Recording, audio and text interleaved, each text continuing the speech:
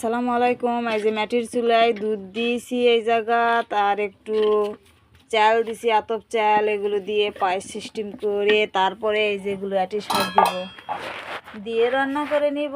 আলহামদুলিল্লাহ, মাশাআল্লাহ, অনেক সুন্দর তালের শাক। এগুলো ধুয়েছি, তারপরে ময়লা নিয়ে আসে, কতক্ষণ ময়লা আসে, এগুলো এখানে দিব, দিলে সেই স্বাদ। বিসমিল্লাহ। এই যে দুধ, গায়ের দুধ খাঁটি, আর এই জাতপ চাল, চিনি, এগুলো দিয়ে রান্না করে নিব। আপনারা দেখতে থাকেন ভিডিওর পাশে থেকে। মাটির চুলা। এই যে নুসাইবা কি করবে, কি হয়েছে নুসাইবা?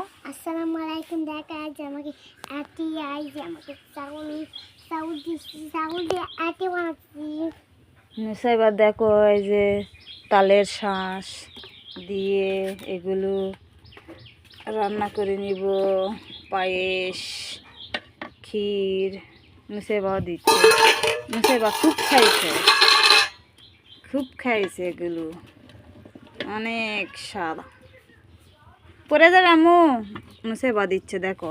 সবাই নুসাইবার জন্য দোয়া করবেন। ভালো থাকো। আল্লাহ হাফেজ। আল্লাহ হাফেজ।